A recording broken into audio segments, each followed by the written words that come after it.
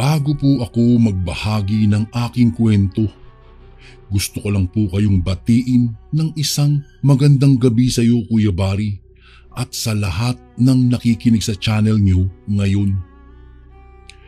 Itago niyo na lang po ako sa pangalang Ramil. Kasalukuyang naninirahan dito sa probinsya ng Quezon. Nangyari po ang karanasang ito dekada 80 at ng mga panahong ito ay nasa 22 anyos pa lang po ako at kasalukuyang namamasukan bilang repacker sa isang pabrika sa Maynila. Mahigit 1 taon na po akong namamasukan sa pabrikang iyon at nagkaroon na rin ng mga kaibigan na tawagin na lang natin sa pangalang Jonathan, Beth, Larry at si Marilu. Nagsimula ang karanasan naming magkakaibigan noong magbakasyon kami sa lugar nila Beth sa probinsya ng Capiz. Dahil iyon kasi ang madalas naming ginagawa kapag malapit na ang Disyembre. Nagbabakasyon po kami sa mga probinsya kung saan may malapit na dagat para na rin makapag-relax sa araw-araw naming pagtatrabaho. Kaya naman, nang malapit na ang bakasyon namin ay agad kaming nag-usap-usap kung saang probinsya kami pupunta. Baka gusto niyo sa probinsya na lang namin sa Capiz magbakasyon. Malapit lang din ang dagat sa bahay. Marami ding pwedeng puntahan na magagandang lugar. Suwestyon ni Beth sa amin. Nang marinig naman iyon ni Jonathan at Marilu ay sumang-ayon naman sila sa suwestyon ni Beth.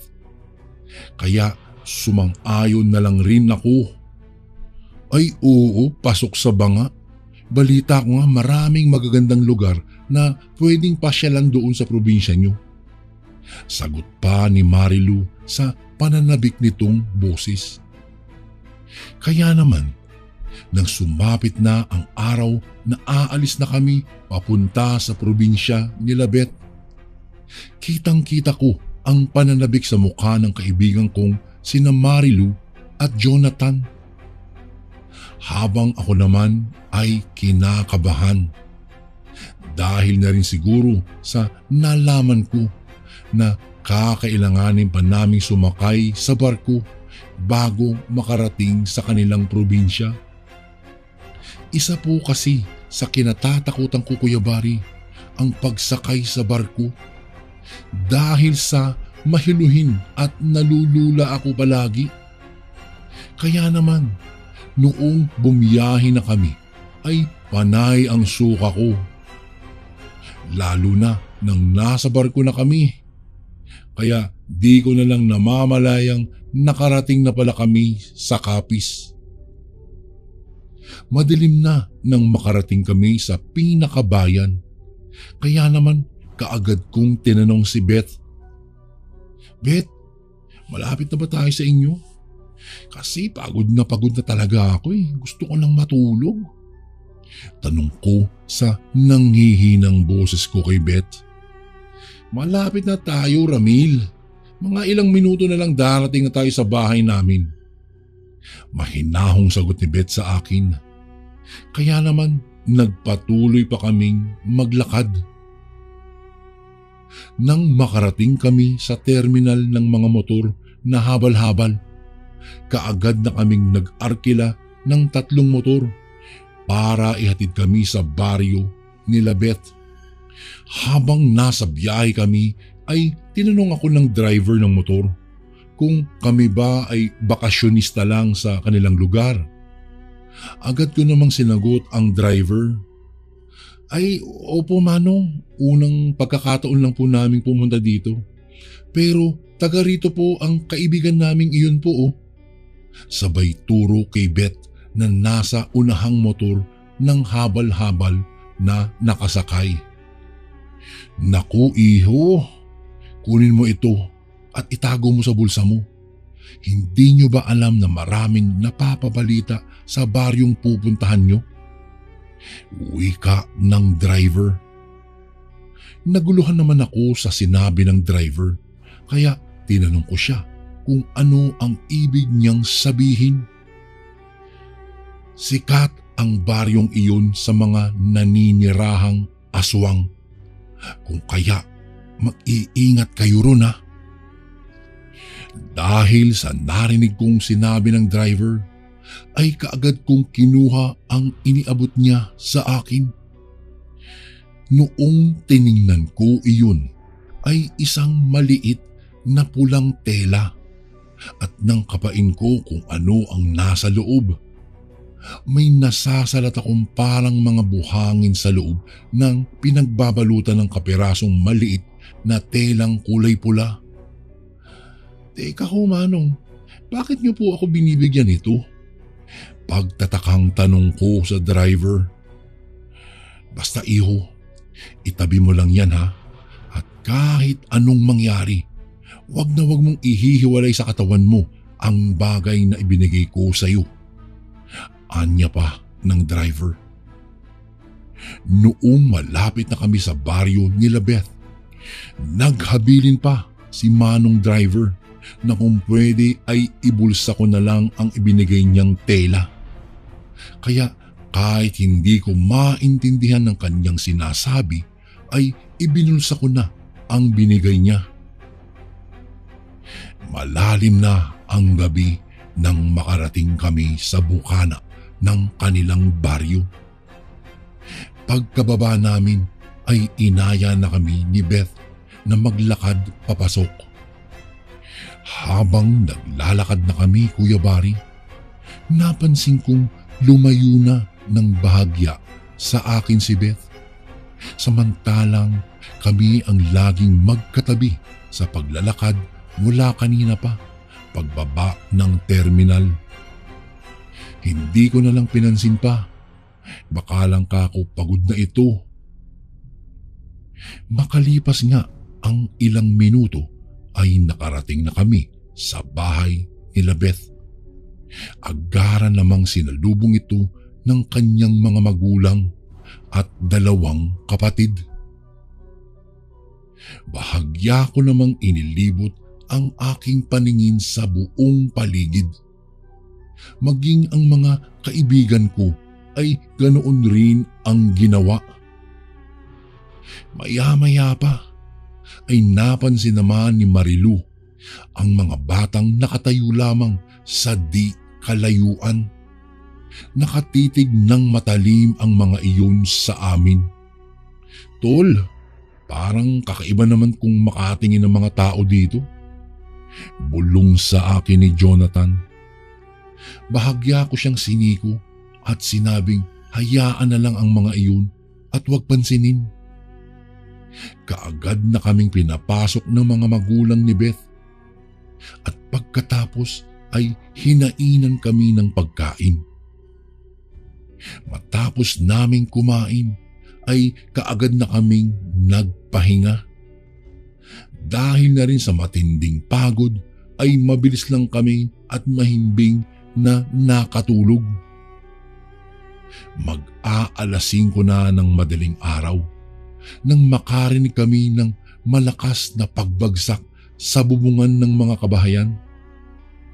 Akmang babangon na sana kami para tingnan kung ano iyong kumalabog nang bigla kaming pinigilan ni Beth at nagwika ito ng, wag niyo lang yung pansinin. Nyug lang yung nalaglag na iyon. Magpahinga na kayo. Maya-maya na tayo bumangon. Anya pa. Makalipas lang ang ilang oras ay tuluyan ng sumikat ang araw. Kaya naman bumangon na kami at nagkape. Habang nagkakape kami ay napansin kong wala ang mga magulang at kapatid ni Beth. Kaya tinanong ko siya kung nasaan ang mga ito. Ay, yung mga magulang ko ba? Naku, tulog pa yung mga yun. Napuyat kasi sila kagabi sa pakikipagkwentuhan sa akin. Nakangiti niyang sagot. Matapos naming magkape ay sandali akong lumabas ng bahay para magpahangin. Sumunod naman sila sa akin kaya umupo na lang kami sa may balkonahe at nagkwentuhan. Beth, meron na lang ako sanang itatanong sa iyo. Panimula ko sa kanya. Iba na kasi ang pakiramdam ko ng mga sandaling iyon, Kuya Bari. Napapansin ko kasing para bang may mali sa kanilang baryo. Ano yun? Huwag ka sanang magagalit ha. Napansin ko kasing walang katao-tao sa labas ng kabahayan. Samantalang kagabi, napakarami akong tao na nakikita at mga bata. Ay, iyon ba? Baka kasi tulog pa yung mga bata, tapos yung mga matatanda naman ay nasa trabaho na. Tugon niya at hindi makatingin sa akin. Makalipas ang ilang sandali ay nagpasya na kaming pumunta sa dagat na sinasabi ni Beth. Kaya naman nagdala na ako ng bihisan at pagkatapos ay lumarga na kami. Makalipas ang ilang sandali ay nakarating na kami sa dagat. Masarap ang simoy ng hangin at talagang maaakit kang maligo. Kaya naman inilagay ko na sa bulsa ng bag ang ibinigay ng driver sa akin. Mababasa kasi iyon kapag lumusong na ako sa dagat. Habang naliligo na kami ay napansin kong hindi naligo si Beth at nakatingin lang siya sa amin. Kung kaya inaya ko siyang maligo na. Ay sige kayo na lang muna. Medyo mainit na kasi, masakit sa balat. Pangatwiran ni Beth sa akin. Mag-aalasing ko na nang umahon kami sa dagat.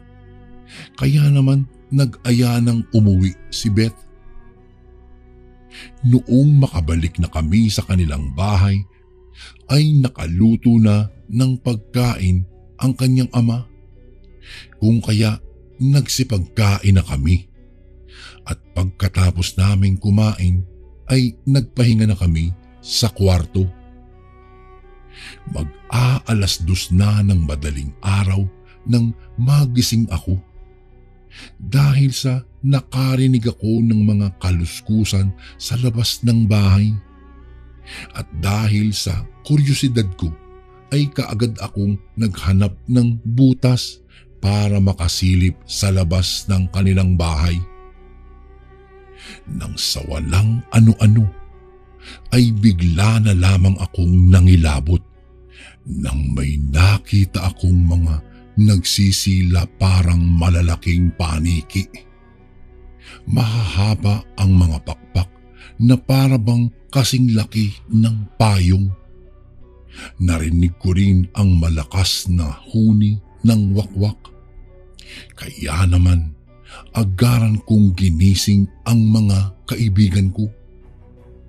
Noong magising si Jonathan ay kaagad kong tinakpan ang kanyang bibig at nagsabing huwag siyang mag-ingay. Dahil baka mapansin kami ng mga nilalang na nagliliparan sa labas ng bahay. Sumilip siya para makasiguradong hindi ba raw ako nagluloko.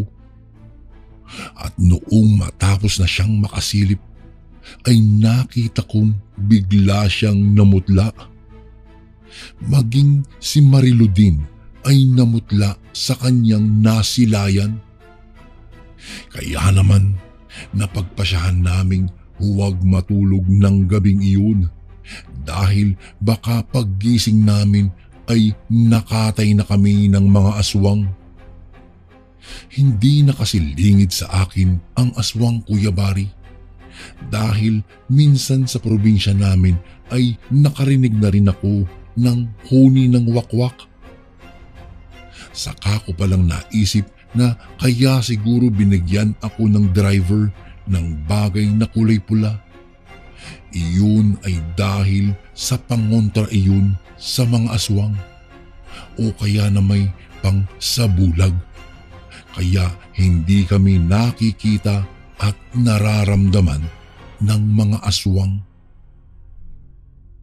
Kinabukasan nga ay agara na kaming nagpaalam kay Beth.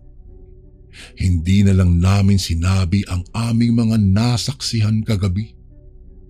Hindi naman siya tumutol at nagpresenta pa ngang ihatid kami sa terminal. Matapos nga ang pangyayaring iyon, Kuya Bari, ay hindi na kami umulit pang magbakasyon sa Capiz. Hanggang dito na lang po ang aking kwento, Kuya Bari. Maraming salamat po. Gumagalang, Ramil.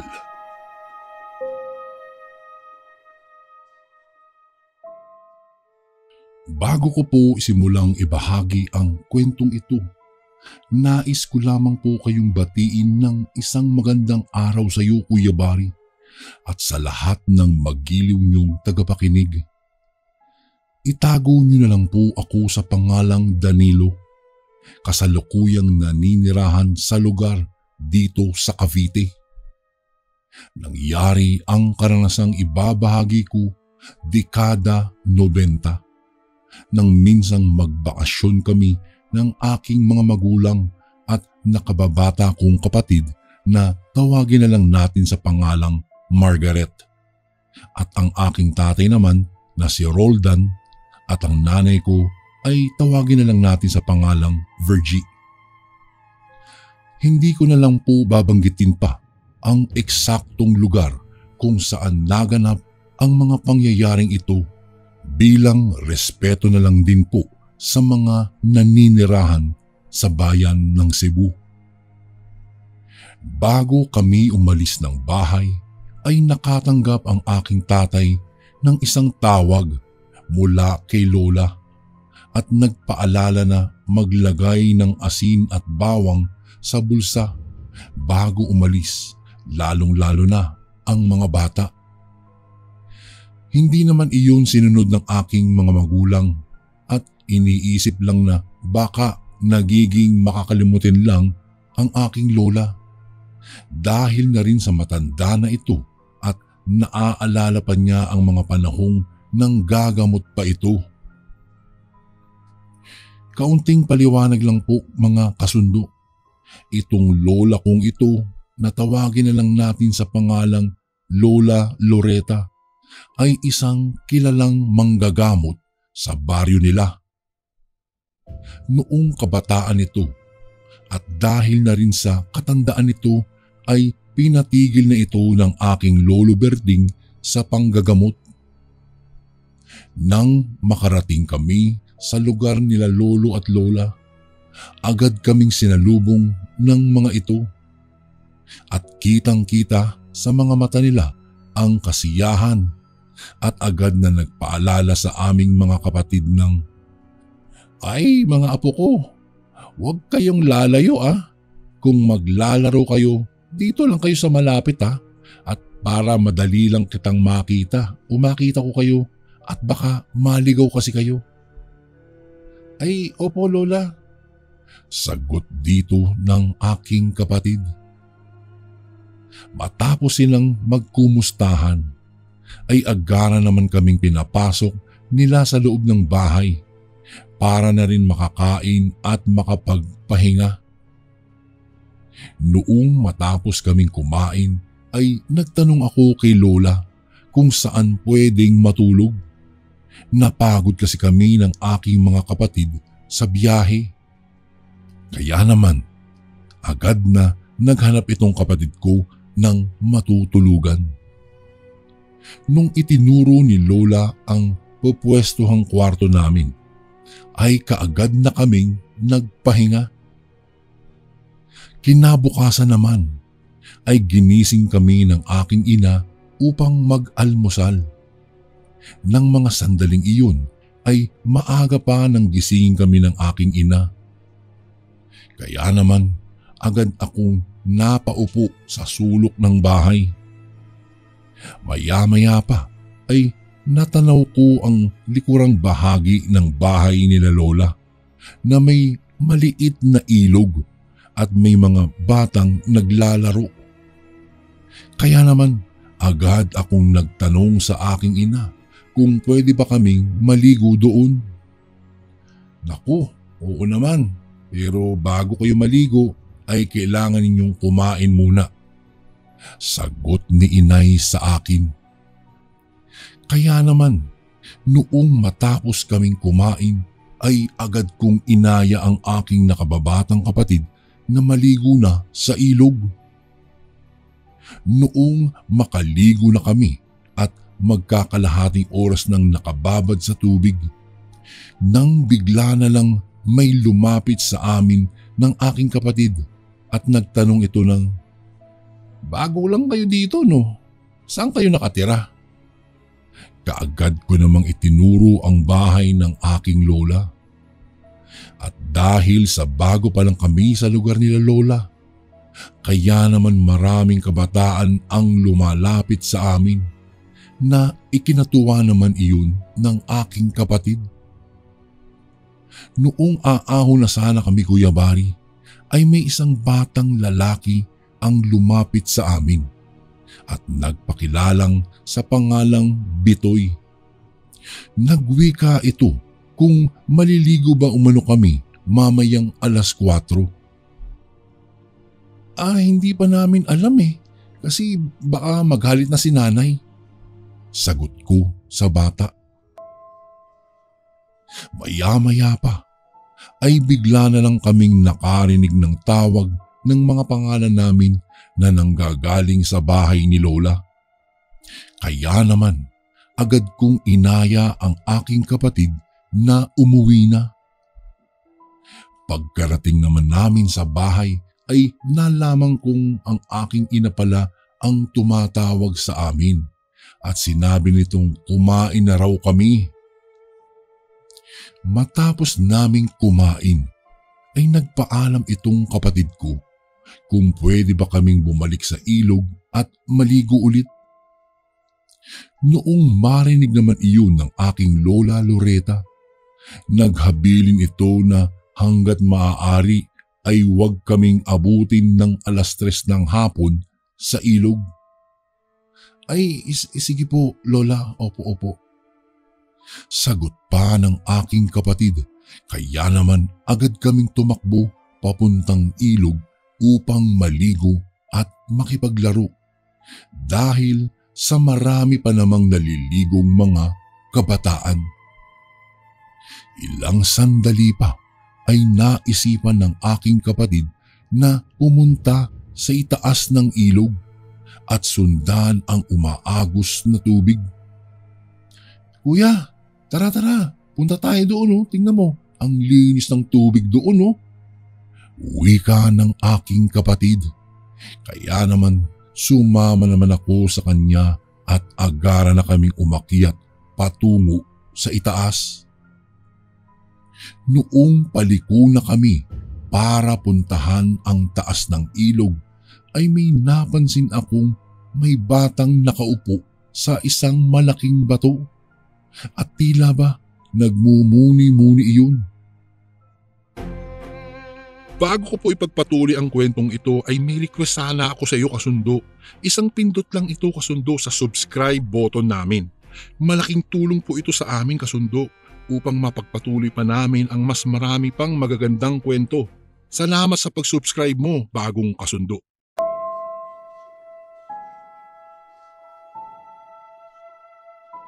Kaya naman, itong kapatid kong madaldal ay agad na nilapitan itong bata at nagtanong kung bakit siya nag-iisa doon.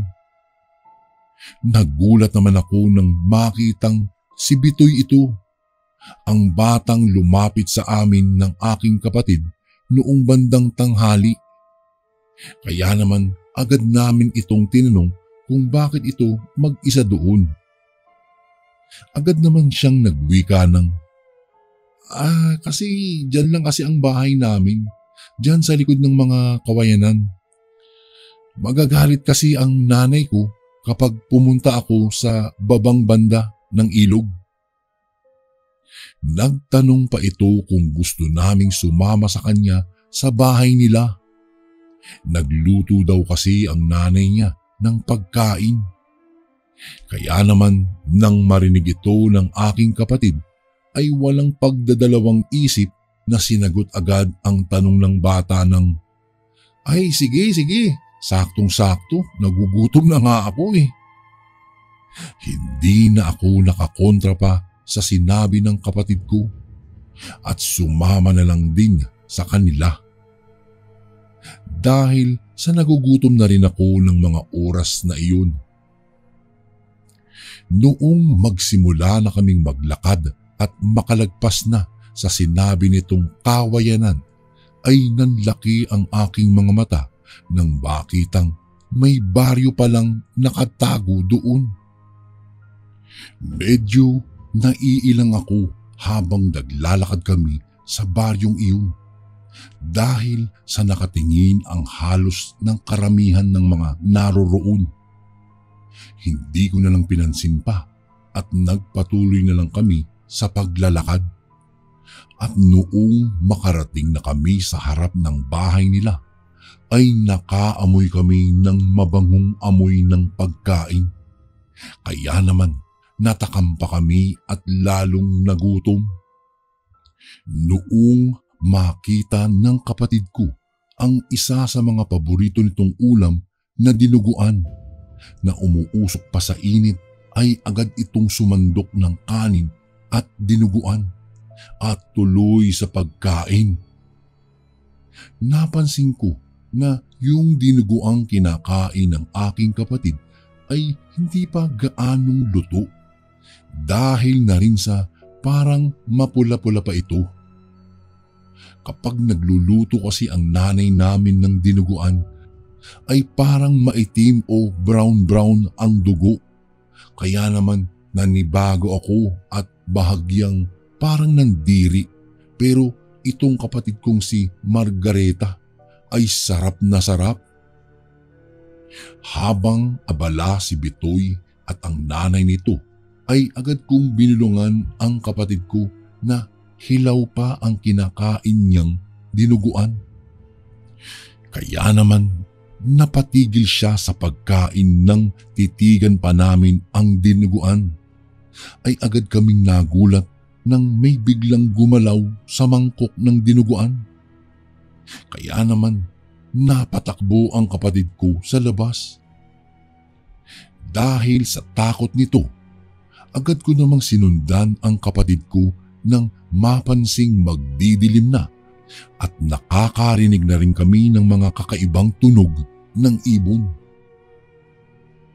Kaya naman nang maabutan ko ang kapatid ko, ay nakita ko ring umiiyak. Maya-maya pa ay may mga naririnig na akong mga tunog ng ibong wakwak na nagpapaikot-ikot iyon sa pinagkublihan namin at minsan pa'y tila tunog ng baboy na humahagok. Kung kaya mas nagkubli pa kami ng kapatid ko. Nang mapansin kong may mga taong nag-uusap sa di kalayuan sa tinaguan namin ni Margareta, agad na nawala ang kabang nararamdaman ko nang marinig ko ang boses ng aking inang na tinatawag ang pangalan namin ni Margareta.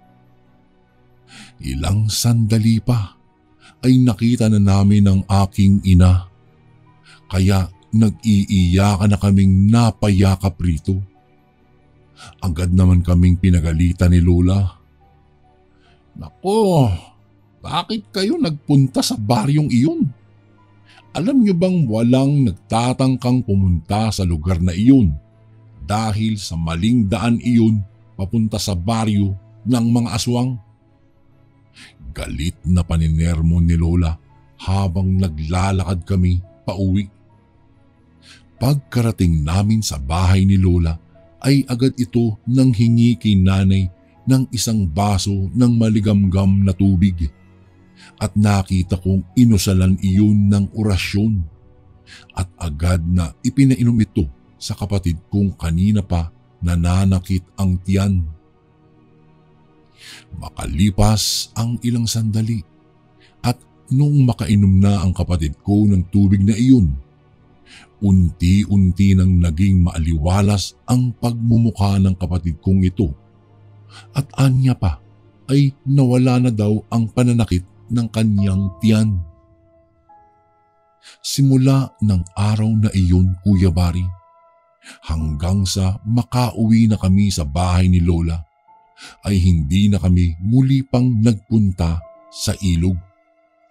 Lalong-lalo na sa maling daan na nadaanan namin ng aking kapatid. Hanggang dito na lang po ang aking karanasan na ibabahagi sa inyo, Kuya Bari. Maraming salamat po. Lubos na gumagalang, Danilo.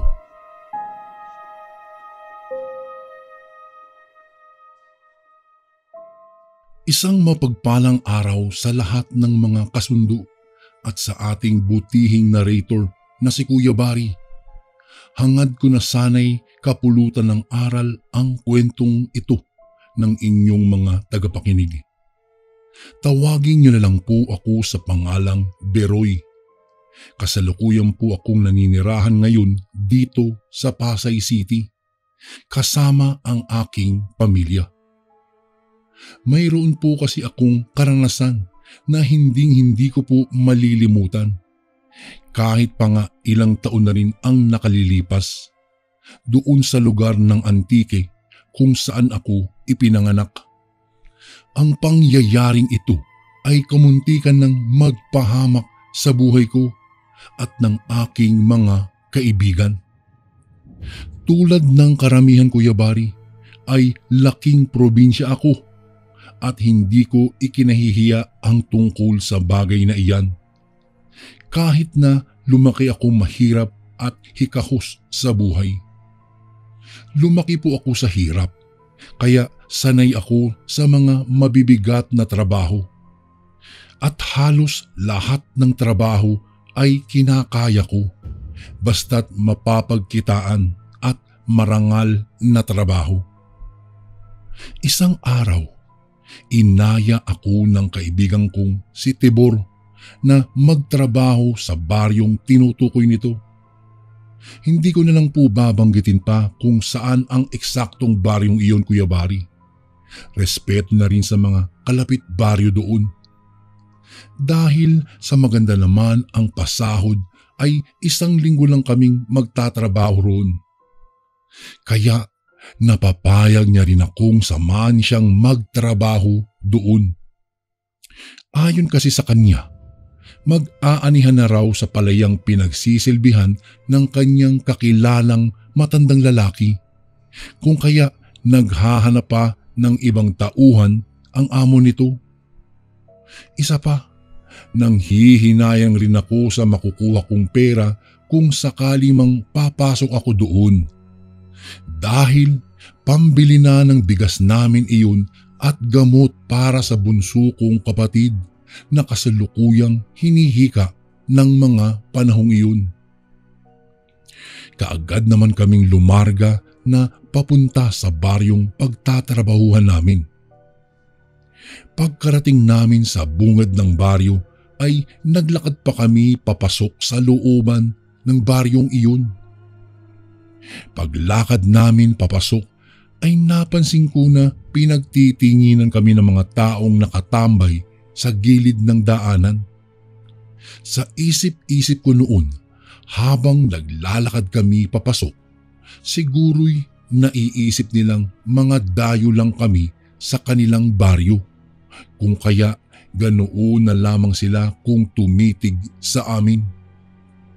Nakikita kong bawat bahay na nadadaanan namin ay abalang-abala ang mga naroroon at may kanya-kanyang ginagawa. Subalit, hindi ko maiwasang mailang sa kadahilanang may mangilan-ngilang mga tao ang nakatitig pa rin sa amin. Kahit na medyo nakalayo-layo na kami. Bahagya ko pang iginala ang aking paningin sa buong paligid dahil natawag talaga ang aking atensyon sa mga nag-uumpukang tao na panay ang tingin sa amin. At kahit nakalayo na kami ay nakatanaw pa rin ang mga iyon sa amin. Tay Balweg, ganito ba talaga ang mga tao rito sa baryo? Parang ngayon lang sila nakakita ng dayo. Tanong ko sa matandang nagdala sa amin sa baryong iyon. Kahit na hindi ako makatiis sa mga titig na iginawad ng mga taong naroroon. Bahagya pa akong nagulat nang sawayin ako ni Tatay Balweg at nagsabi ng, "Huwag mo na lang pansinin ang mga iyan. Magkunwari ka na lang na wala kang nakikita at napapansin." Wika niya sa akin sa pabulong na boses. Noong mga oras na iyon, Kuya Bari, ay hindi ko maintindihan kung ano ang ibig ipahiwatig ng matanda sa akin. Ngunit di kalaunan ay nagsabi itong hindi taga roon sa baryong iyon ang kanyang amo. At ang palayang sinasabi niya ay bagong bili lang umano ng kanyang amo. Dahil sa siya ang katiwala, kung kaya siya ang pinapunta sa baryong iyon upang anihin ang mga palay at magsama ng mga magiging tauhan niya. Siya nga pala, nasa 10 katao kaming magtatrabaho nang magkakasamang pumasok sa baryong iyon. Pang-11 si Tay Balweg. Makalipas ang mahigit 30 minutos ay nakarating na kami sa palayan. Nakita kong may iilan rin ang naroroon sa palayan at naggagapas na sa katabing palay na nabili ng amo ni Tay Balweg. Panandaliang huminto ang mga ito sa kanilang ginagawa at tumingin sa amin na para bang tinitingnan kami maigi kung taga roon ba kami sa kanilang baryo o mga dayo lamang. Inutusan naman kami ni Tay Balweg na magtrabaho na nang sa ganoon ay matapos namin kaagad ang ginagawa. Makalipas ang ilang oras ay nagmando sa amin si Tay Balweg na magpahinga na umano kami dahil sa ilang oras na kaming nakatayo at nagtatrabaho. Kaya naman, kaagad na akong naglakad papalapit sa isang malaking puno ng duhat upang doon mamahinga. Malilim kasi ang parting iyon at medyo malamig ang hangin dahil nga sa malapit iyon sa sapa. Matapos mamahinga ng unti ay nagsimula na ulit kaming magtrabaho hanggang sa sumapit na ang takip silim. May isang kubo kaming tinutuluyan sa gilid ng palayan na para bang pinasadya iyon ng may-ari upang pahingahan ng nagbabantay sa palayan. Kaagad na kaming naghugas ng katawan ng mga kaibigan ko sa may sapang malapit sa malaking duhat. Habang si Tay Balweg naman ay natanaw kong nagsasaing na ito ng makakain namin para sa aming hapunan. Bago ko po ipagpatuloy ang kwentong ito ay may request sana ako sa iyo kasundo. Isang pindot lang ito kasundo sa subscribe button namin. Malaking tulong po ito sa amin kasundo upang mapagpatuloy pa namin ang mas marami pang magagandang kwento. Salamat sa pag-subscribe mo, bagong kasundo.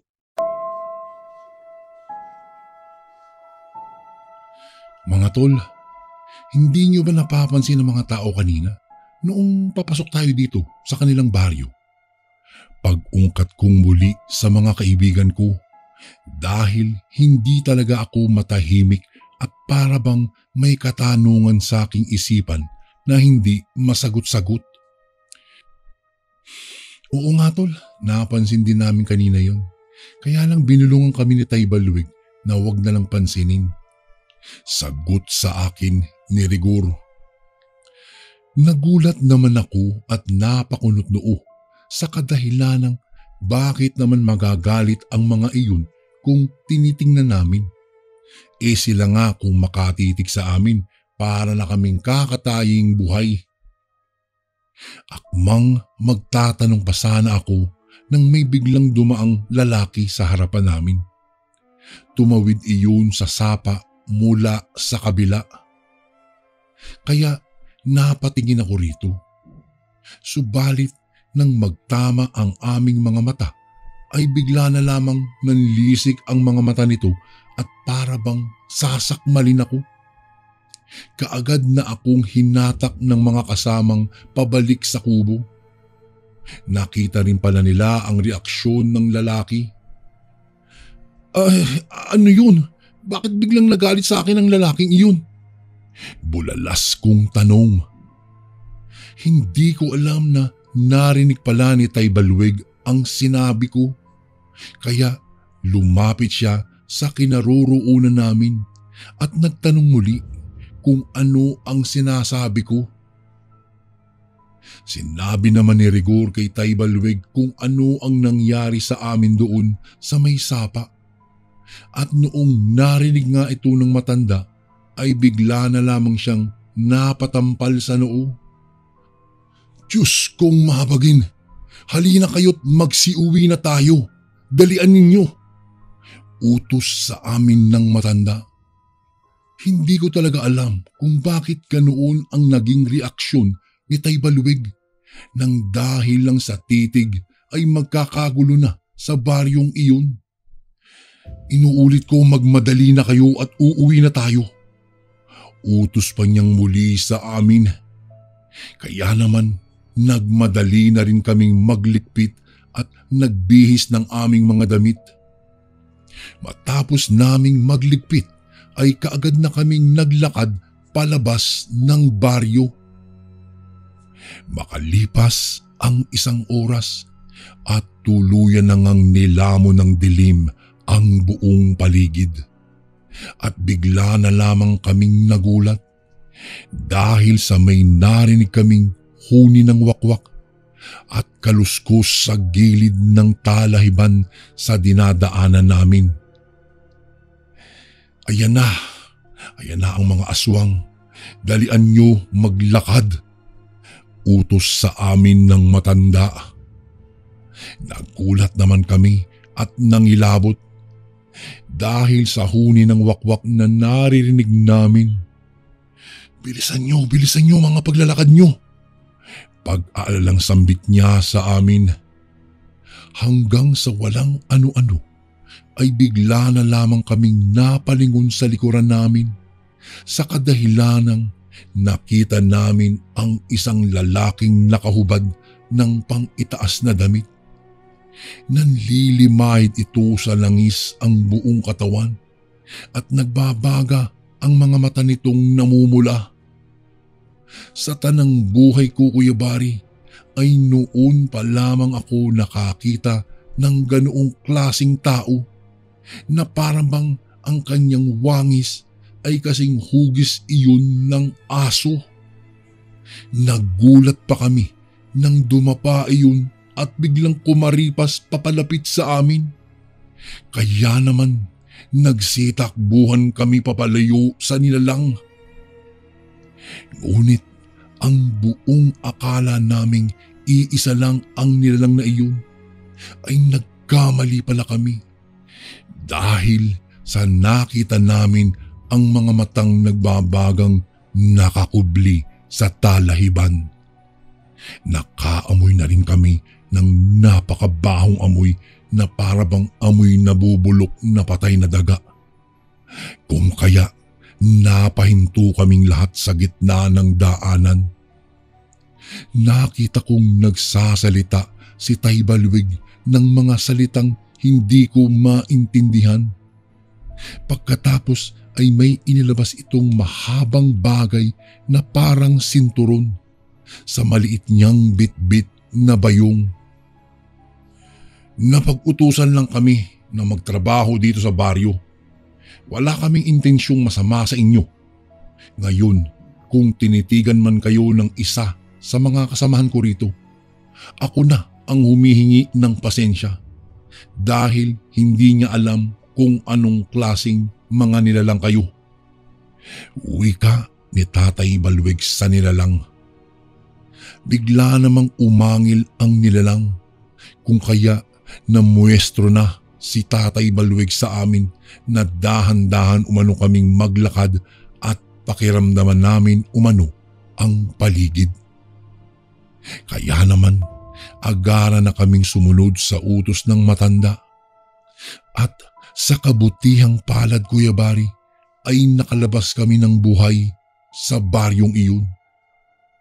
Pagka-uwi namin sa baryo namin ay saka pa lamang ikinuwento ni Tay Balweg sa amin na iyong napasukan naming baryo ay kuta pala ng mga aswang at yung nakatitigan kong lalaki ay anak ng kanilang pinuno.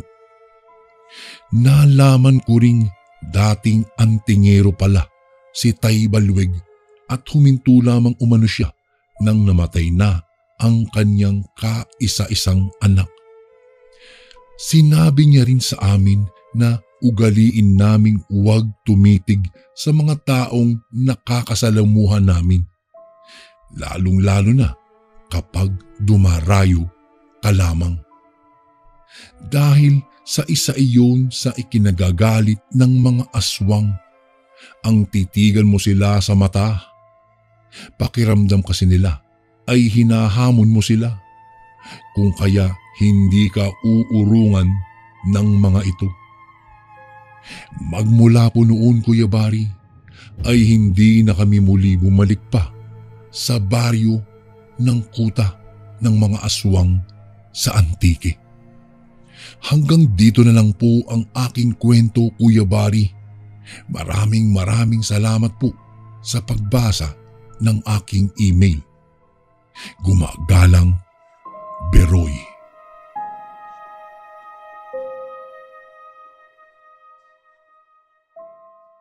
Bago ko po simulan ang pagbabahagi ng aking karanasan, nais ko lang po kayong batiin ng isang maganda at mapagpalang araw sa lahat ng masusugid niyong tagapakinig, lalong-lalo na po sa butihing nating narrator na si Kuya Bari.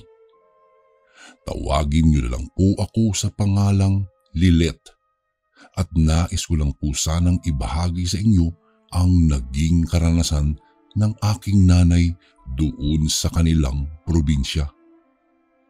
Itago niyo na lang po sa pangalang Dolores ang aking nanay at tubong Zambales doon ipinanganak at doon na rin siya lumaki. Ang karanasang ito ay palagi na niyang ikinikwento sa aming magkakapatid. Nangyari ito dekada 60 at ayon pa sa aking ina, Kuya Bari, ng mga panahong ito ay nasa 17 pa lamang siya. Kilalang isang manggagawa ng bagoong na isda ang magulang ni nanay at may maliit na pwesto sila sa palengke. At madalas pa nga na si nanay ang pinagbabantay sa pwesto nilang iyon sa palengke. Anya pa, noong mga panahong ito ay may kakumpetensya sila sa pagtitinda ng bagoong doon sa palengke. Kaya naman, kinakailangang mas maagang magbukas sila ng tindahan sila nanay. 4:00 pa lang ng madaling araw nang gisingin ni Lola si nanay upang magtungo na sa palengke at makapagbukas na ng maaga si nanay. Dahil maaga na namamalengke ang mga tao doon sa probinsya. Dolores, bumangon ka na dyan at maaga na tayong magtutungo sa palengke para makabenta tayo kaagad ng malaki ngayong araw. Kaagad namang bumangon si nanay para makapaggayak na. Makalipas lang ang ilang sandali ay magliliwanag na nang makarating sila doon sa palengke. Dahil na rin sa mahigit kalahating oras ang kailangan nilang lakarin upang makarating umano sa palengke. Noong makarating sila nanay sa pwesto nila ay agad naman nilang napansin ang tindahan ng kakumpetensya sa pagtitinda ng bagoong na marami nang bumibili rito at nagkukumpula na ang mga tao sa gawing iyon. Kaya naman lalong naasar ang aking abuela. Nang magtatanghali na ay napansin ni nanay na wala nang masyadong namimili sa tindahan ng matanda. Kaya naman nagwika si Lola kay nanay na bakit napakaraming namimili sa tindahan ng matanda at agad na inutusan si nanay. Dolores, halika nga. Utusan kita sandali. Bumili ka nga ng bagoong doon sa kabila para malaman ko kung anong pinagkaiba ng bagoong nila sa bagoong natin. Agad naman akong nagtungo sa gawing iyon at bumili nga ng bagoong natinda ng matanda. Habang nagtatakal iyon ay hindi ko naman mapigilan ang aking sarili na magpalinga-linga sa paligid ng tindahan nito. Dahil na rin sa nalanghap ko ang hindi kaaya-ayang amoy sa loob ng tindahan. Agad naman akong nagulat nang biglang magsalita ang matanda. "O iha, ito na dinagdagan ko yan ha.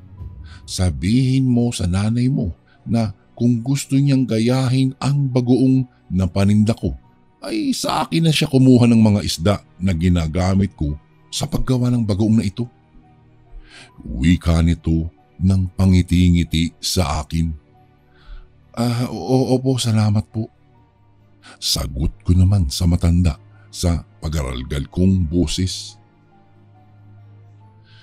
Noong sabihin ni nanay kay Lola ang sinabi ng matanda, ay agad namang sumimangot si Lola.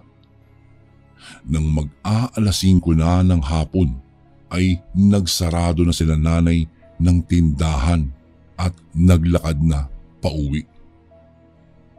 Makalipas lang ng kalahating oras ay agad nang nag-ayang kumain si tatay.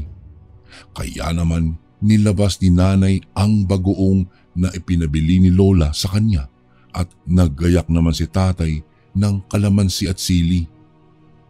Paborito kasi ni Lolo ang bagoong na may kalamansi at sili. Kaya naman hindi kumpleto ang hapunan ni Lolo kapag walang bagoong na may kalamansi at sili. Kung kaya isa ito sa mga hindi mawawala sa bahay nila nanay noong mga bata pa sila. Noong mailagay na ni nanay sa mangkok ang bagoong, agad namang pinigaan ni Lolo ng kalamansi at inilagay ang siling pinitas nito sa bakuran nila. Nang magsimula ng magsandok si Lolo ng bagoong, bigla na lamang nagbago ang wangis ng bagoong na nasa mangkok, na ang kaninang maliliit na isda ay naging maliliit na daliri ng sanggol. Maging ang kaninang normal na amoy ng bagong gawang bagoong ay naging amoy bulok ng laman ng mga hayop. Kaya naman napamura si Lolo nang magbago rin ang kulay nito at naging mapula na tila bagong dugo. Agad na inihagis ito ng tatay ni nanay. "Lintek na, saan niyo ba yung kinuha?" Wika ng tatay ni nanay sa galit nitong boses. Pinabili lang po yan sa akin ni nanay doon sa matanda. Gusto kasi ni nanay na malaman kung bakit maraming bumibili sa tindahang iyon. Sagot pa ni nanay sa tatay nito habang ang nanay naman niya ay hindi makapagsalita sa nasaksihan. Kinabukasan, si Lolo ang nagpunta sa palengke. upang magbukas ng tindahan nila nang mapansin ni Lolo na bukas na ang tindahan ng matandang nagtitinda ng bagoong at agad niya itong nilapitan para kumprontahin sa paninda nito. Bago ko po ipagpatuloy ang kwentong ito ay may request sana ako sa iyo kasundo. Isang pindot lang ito kasundo sa subscribe button namin. Malaking tulong po ito sa amin kasundo upang mapagpatuloy pa namin ang mas marami pang magagandang kwento. Salamat sa pag-subscribe mo, bagong kasundo.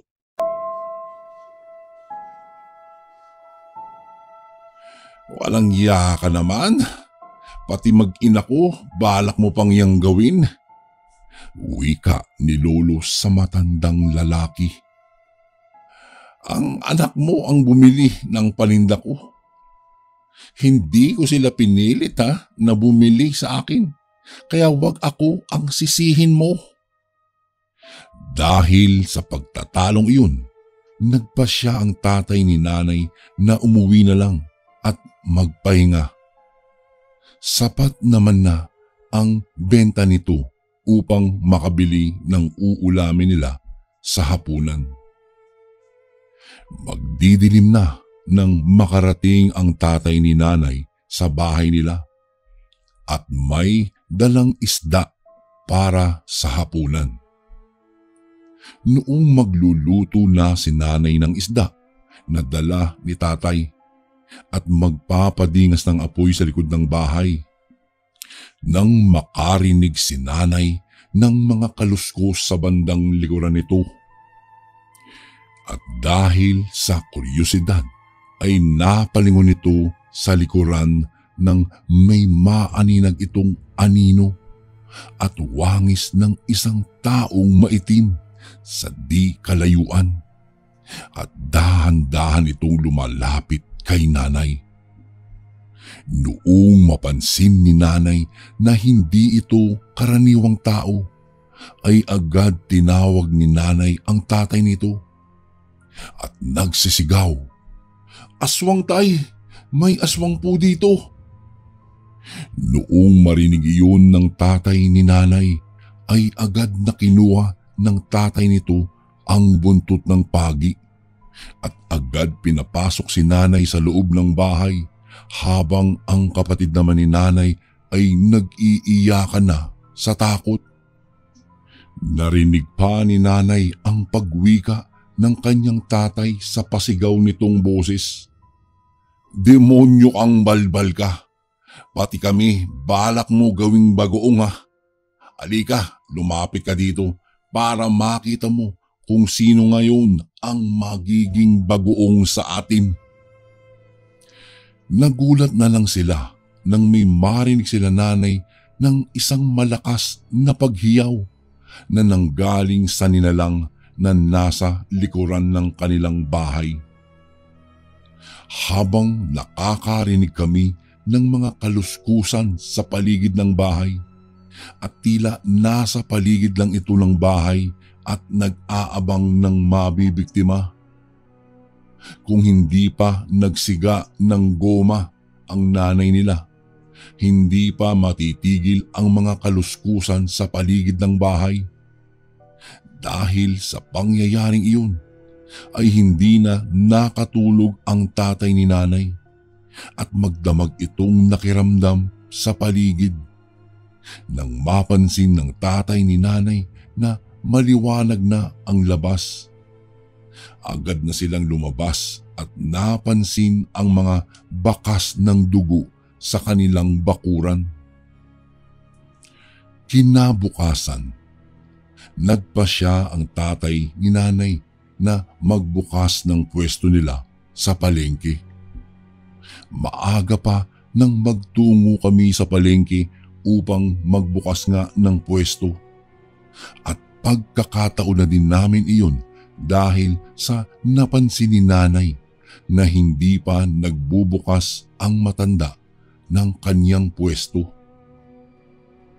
Noong makapag-ayos na kami ng aming mga paninda nang may lumapit na magandang babae at nagwikang, pabili nga po ng isang takal ng bagoong.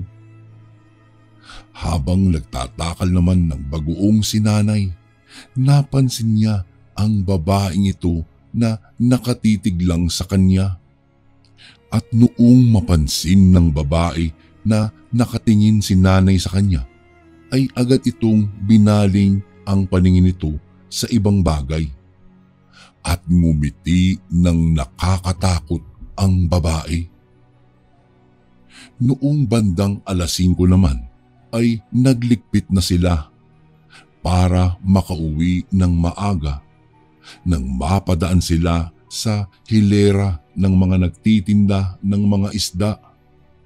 Nang marinig nila nanay ang pinagchichismisan ng mga tindera doon, na ang nagtitinda ng bagoong sa kabilang parte ng palengke ay nakita na lang daw ng mga kapitbahay nito sa kabilang tulay na nakahandusay sa gitna ng tulay ang katawan ng matanda na puro latay at puro sugat. At napansin pa ng mga nakakita dito sa matanda ang nakabukang bunganga at tila wala ng dila ang matanda. Naging bali-balita na rin ang pagiging aswang ng matanda. Ang pinagtataka lang ng mga tao doon ay sino ang sumalo ng pagiging aswang ng matanda. Habang nakikinig sila nanay at ang kanyang ina sa mga usap-usapan ng mga tindera doon, nang may biglang tumapik sa balikat nilang mag-ina at si lolo pala iyon.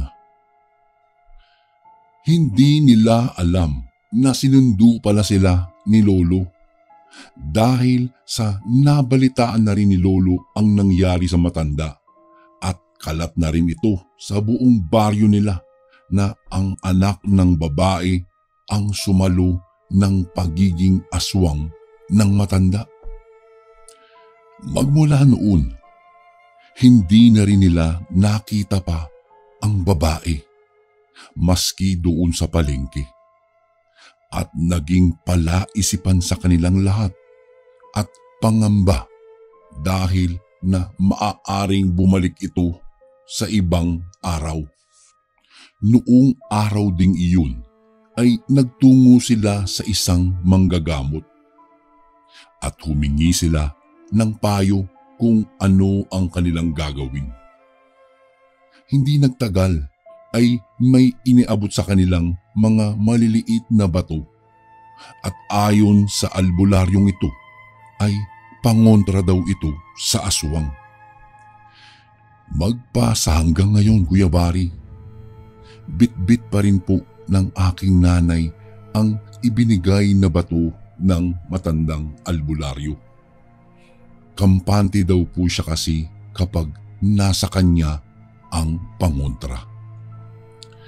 Hanggang dito na lang po ang aking kwento, Kuya Bari. Sana po'y nagustuhan niyo ang kwento ng aking nanay.